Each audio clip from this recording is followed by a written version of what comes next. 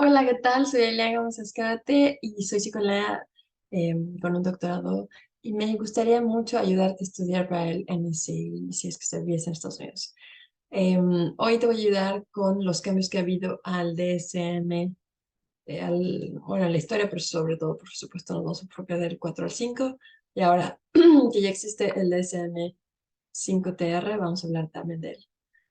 Bueno, esta es la presentación que hice para ayudarte a estudiar y pues sabes que eso es un manual de diagnóstico y estadísticas de los trastornos mentales y lo que vamos a hablar hoy un poco es la evolución de cambios los más significativos, algunos cambios menores porque también son importantes, algunas críticas al DSM-5 y la nueva versión que salió en marzo del 2022, el texto revisado DSM-5-TR. Bueno, como decía, Em, empezó en los 40, antes nada se llamaba Medical 203, luego le cambiaron a diagnóstico, manual diagnóstico y estadístico de desórdenes mentales. En los 50 era muy pequeño. Conforme fue avanzando fueron haciendo cambios, por ejemplo, la homosexualidad, que era un trastorno antes, lo cambiaron en el DSM-2 en los 70 y luego en los 80 empezó a volverse multiaxial hasta el 4TR. Y luego el DSM-5 salió ya en el 2013 y ha habido muchas modificaciones. Vamos a hablar de ellas.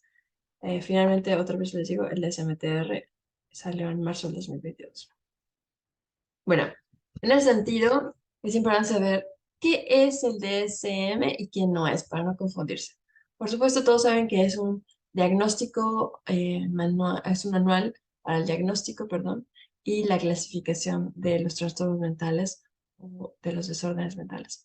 Eh, También sirve mucho para comunicarse entre profesionales, porque a veces, pues, si nada más habláramos de diferentes terminologías, no podríamos tener una homologación para coding y billing, para los que trabajan con aseguradoras, y para investigación, si algunos trabajan en universidades o en centros de investigación. Lo que no se puede esperar, no es una Biblia, entonces no es como perfecto, tiene algunos errores, ha habido cambios, y sobre todo no es estático, ¿no? Los diagnósticos han ido evolucionando. Por ejemplo, lo de la homosexualidad, pues en esa época era en relación a cuestiones culturales que se creía que eso estaba mal y entonces pues era un desorden. Ahora se sabe que no es así y entonces se quita, por supuesto, de los desórdenes mentales. También es una guía, perdón, también no es una guía para seleccionar el tratamiento. Y esto algunas personas creen que puede ayudarles a seleccionar el tratamiento apropiado para sus clientes, pero no es así. Bueno, vamos a ver si a los cambios. Algunos de los cambios mayores, como decíamos, es esta parte de multiaxial a no haber axis. Antes, en el DSM-4, estaba el axis 1, que era los trastornos psiquiátricos, psychiatric disorders, luego axis 2, personality disorders, axis 3, medical problems, y todos esos se volvieron solamente parte del diagnóstico en general. El axis 4 tiene que ver con cuestiones psicosociales y contextuales, y eso se mantuvo, pero como secundario, solamente como factores que pueden influenciar el diagnóstico.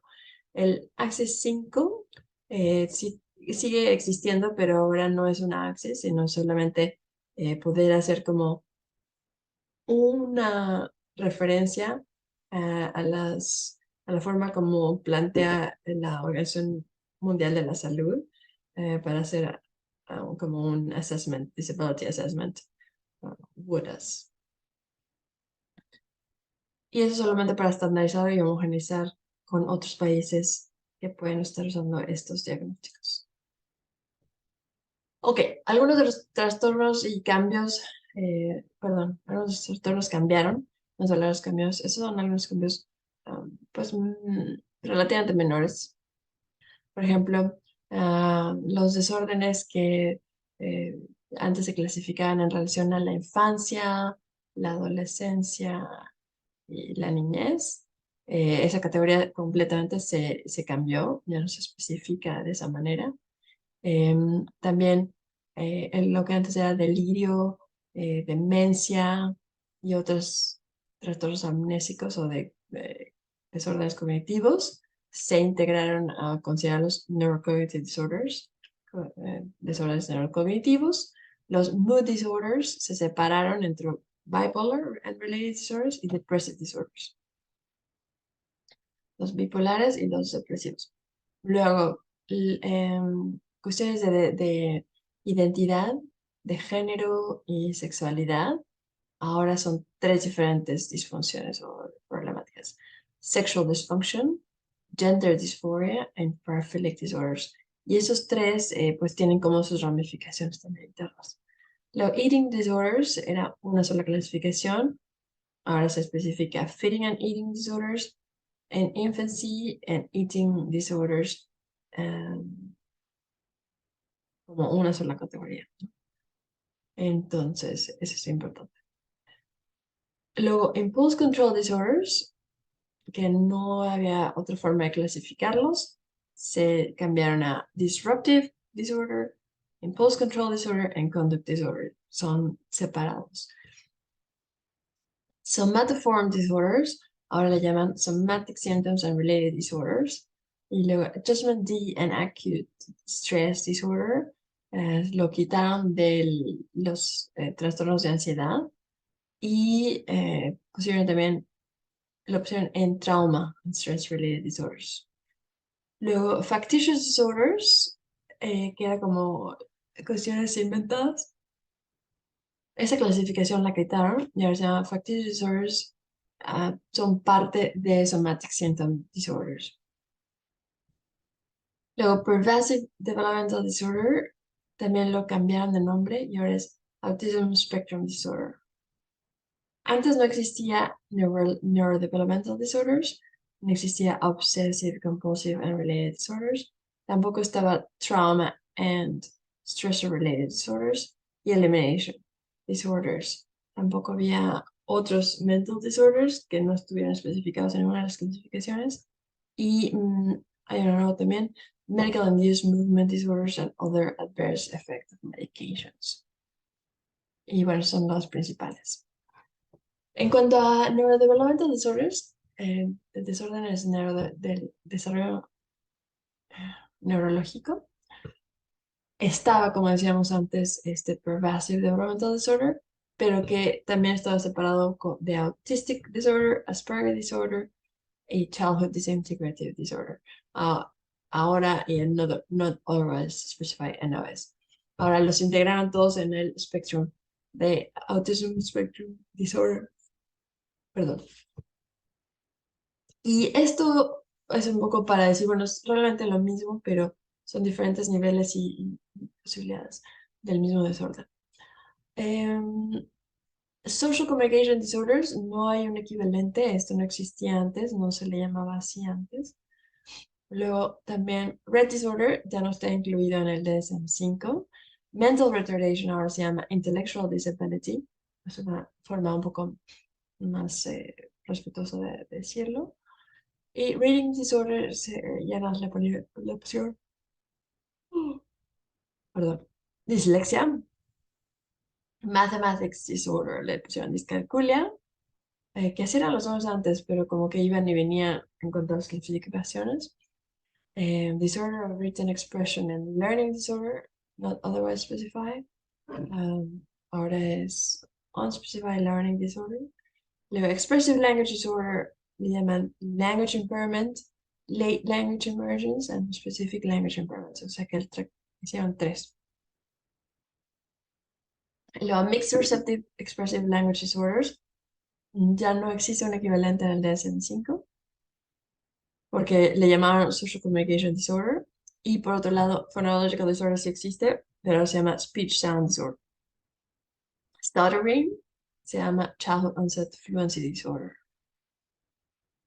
Ok, otro de los cambios que tiene que ver con los trastornos disociativos, not otherwise specified, que no se especifican de otra manera, le cambiaron un poquito los nombres. En ese sentido, existe Dissociative Identity Disorder. Y luego hay otros como el Dissociative Identity Disorder que existía antes, less distinct parts, no alters, or without amnesia.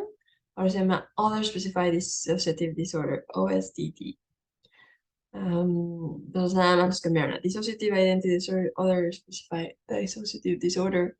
Y luego el de Derealization with Despersonalization. Ahora se llama nada más Despersonalization y otros Derealization Disorders. Separaron. Y luego Dissociative Disorders with Unclear Symptoms. Se llama Unspecified Disorder, Dissociative Disorder. Y bueno, ahora vamos a las críticas. A pesar de que, pues, era necesario hacer un nuevo DSM, porque el último fue en el 2000, el siguiente fue en el 2013, había demasiadas personas, 11.000 professionals, health professionals, que estaban en contra de esta publicación.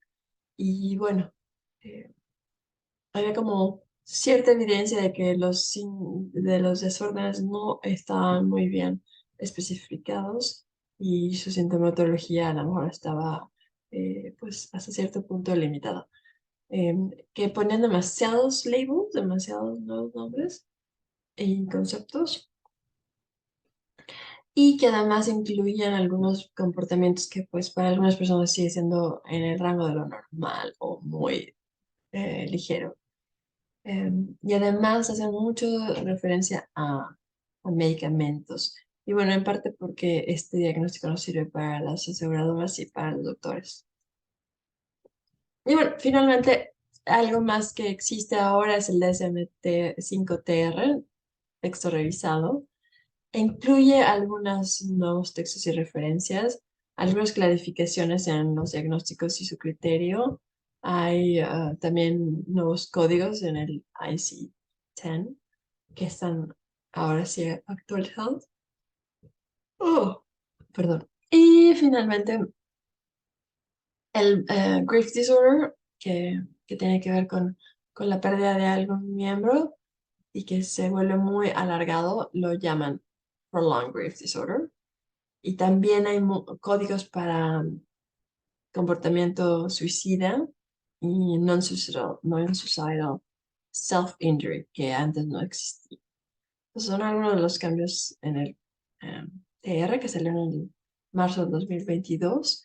Y bueno, en general lo han simplificado mucho. Entonces, bueno, existe este libro de Unlocking the Spectrums Within the DSM-5TR para que puede servirles para pues, ver sus explicaciones más allá si les interesa. Bueno, muchas gracias por su atención y espero que les vaya muy bien su examen. Voy a seguir haciendo videitos para que pues tengan una explicación en español y me pueden buscar si necesitan apoyo. Yo soy coach, academic coach and academic coach of World Changers. Thank you. Gracias. Hasta luego.